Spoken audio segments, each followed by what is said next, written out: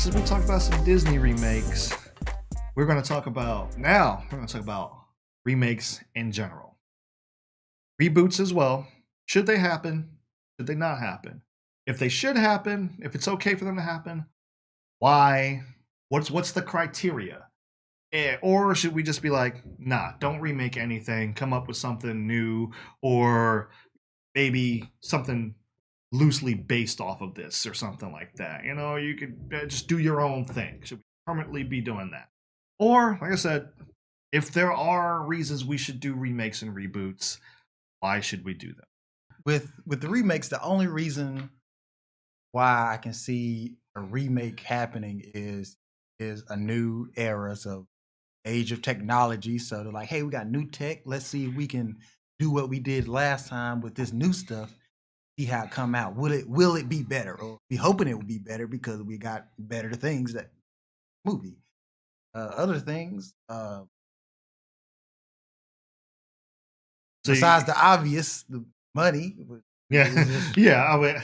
I probably should have said that. Excluding money, excluding money. Is there? So you think like improving visuals? Yeah. Okay.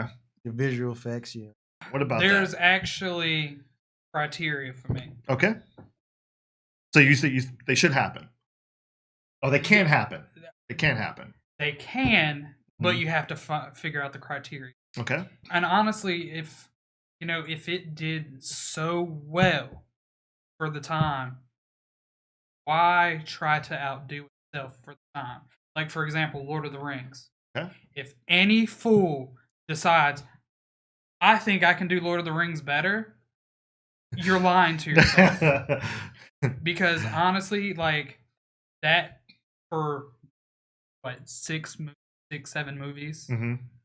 Lord of the Rings and then the Hobbit. Yeah. But Hobbit, I kind of have my feelings about the Hobbit. But Lord of the Rings, like Fellowship of the Rings, or Two Towers, and Return of the Kings, like that's just one that you should never touch. Okay. Because it was just like they executed the battle was perfect. Certain scenes with like the ghosts in Return of the Kings, perfect. The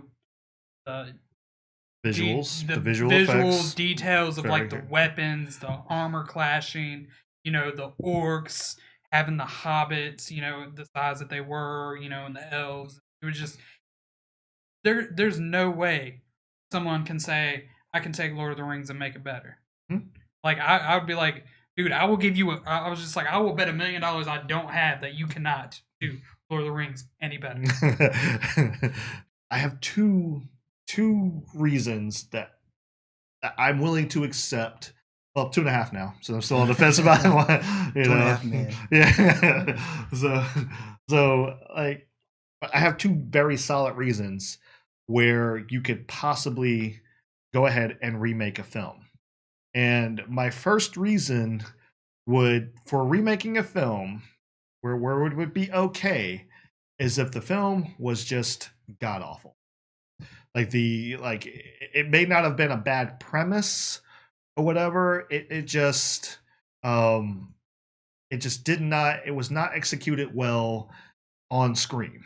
Basically, it's just like we have the story here, we have we got the visuals, we could do this, but for whatever reason things did not click. Maybe you casted the wrong people, maybe the director was not the prime choice for it. We can like, in terms of directors, we can talk about not being the prime choice. We can talk about M. Night Shyamalan. No shade to him, just saying like he was not the right choice for Avatar. I'm just saying, like, I wouldn't have chose him. There was been no way.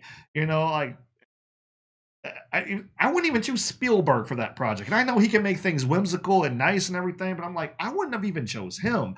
I would have chose somebody who's definitely more geared towards, bringing animation to life in that regard or whatever. But I don't know who that might be.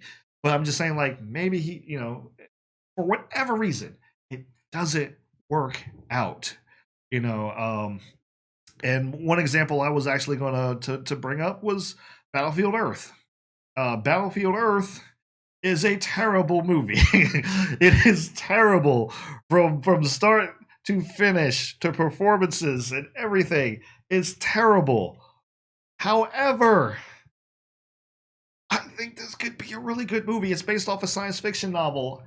I think it can work. You give the right people this property and say like, hey, can you do this? And you start working out the ideas and you make it happen. I believe that, hey, if you can make a movie better, then you can do like storytelling, script, visuals, like everything, all of the above. So I guess that your point with visuals, or your points with visuals, would tie into this one. If all of the above, if you can make all of these things improve on it, then yes, do it. Like I said, Battlefield Earth, do it. Avatar, yes, I would be open to seeing somebody else take on Avatar, and calling it Avatar. Screw the James Cameron one. And because, in my opinion, to your point, why remake a good movie? This movie's already good. If it's a product of its time, that's one thing. Just like you can't remake. And the first movie that actually comes to my mind, so that we were talking about Will Smith earlier, was Bad Boys.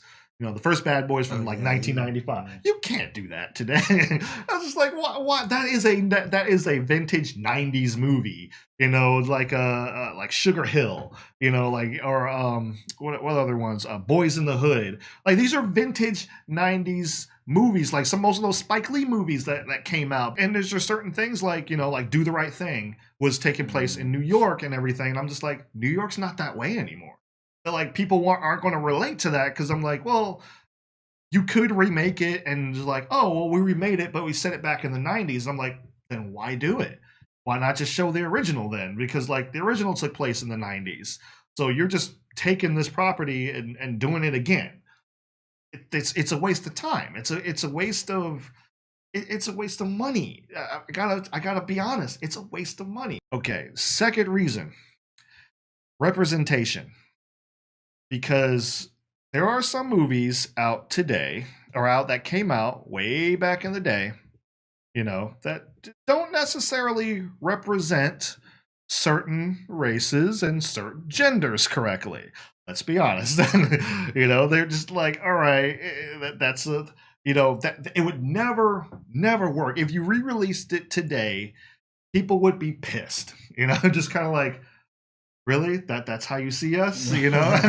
If you've done something that's like, all right, that was really racist, that was really sexist, that was really, that's demeaning towards men, or whatever, that's demeaning towards women, that's demeaning towards white people. I'm still waiting for that smart group of white people in the horror movie. Still waiting for that. It's like, I'm gonna go get a frying pan and I'm gonna save the day. We're gonna do cook 'em eggs and be his best friend. I'm just like, at some point we have to have it. Has to happen. It has to happen at some point. I was like, we did away. What was it, like the mid 2000s, when we finally stopped killing the black person first in the movie? So I'm like, all right, that's one step. All right, let's not make the white people stupid now. I was gonna say, yeah, Cool J. Yeah, exactly. So I'm like, yeah, Deep Blue Sea, right? Yeah. And I was like, okay, yeah, he lived to the end. Samuel L. Jackson granted, did. he might have gotten gnawed up a little bit, but hey, he survived. Yeah. But yeah, so I'm like, okay, if you can do a proper representation and it's valid to do so, then do it. Now, the other thing I wanted to say, that just kind of popped into my head, was as I was talking about Scarface, and I started to think about this, and I said, well, and I know you mentioned this earlier, like when you stray so far away from what the original was, I don't necessarily think that's a bad thing.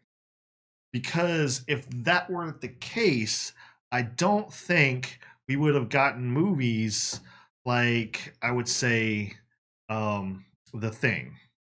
Because The Thing with John Carpenter, like when he remade that movie, that's a remake from a movie. I forget when the original came out, but like this was like, it was far different, way different from the original movie. I think it was a '50s movie or whatever. Yeah, way they different, got way you. more visceral, way more gorier and everything like that. But they changed the way this was actually working. And I'm like, if you can do that and still make it good, then I'm actually, it's almost like you reimagine. It's like, well, I can take these elements from this story, but I can really apply it here. And whereas the first one was going for like a more sci-fi feel, like the old Star Trek movies or whatever. It's like, it's like I thought more sci-fi, science fiction, Twilight Zone or whatever. You're like, no, let's 80s this up. Let's make this a horror movie and really do that and really have good suspense in there. And that's one thing I can say, like the 1980s film has over the 1950s film, is that it's in my opinion anyway, it's way more suspenseful because you have no idea who's who. That's the whole thing. You've seen the thing, right? Yes. You've seen it, yeah. So like there's the whole mystery, like, oh, who's the thing? Who's gonna be next or whatever? Who's the good guy? It was like constant tension and claustrophobia or whatever. You did not have that in the original.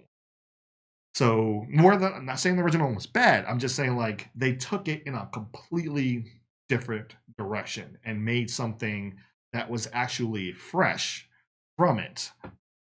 And they did the same thing with Scarface. Took that, brought it to the 80s, modernized it, took it in a completely different direction, and made something that's classic. Like what people now refer to as like, oh, that's the original Scarface, because the remake of Scarface. All right. So I was like, oh, this is the original Scarface, and The Mummy. Yeah. The Mummy, the Brendan Fraser Mummy. That's still my favorite version. I mean, I know the Boris Karloff version is a classic. It is a masterpiece of a movie. I get it. I understand. But subjectively, I just feel like, man, I love the Brendan Fraser one. It is just like, it took the movie, took the property, was like, all right, let's have some fun with it. Let's take it in a different direction, whatever. And I understand people are not going to like that. People are going to be like, man, the original was almost like this, and you changed it and made this with it. And I understand that. I understand, like, people may not gravitate towards that as much. But if you have, the artistic talent to be able to take something and just kind of like, well, I want to take that and I want to tell this story this way. We could talk about The Dark Knight, how Christopher Nolan took the Long Halloween and told this story in this way. Like it's a lot, very much based off of the Long Halloween. So I'm like, yeah, is it the Long Halloween on screen? No, but he was able to take that and take the elements from his previous movie and just say like, all right, I can do this way and still be really good.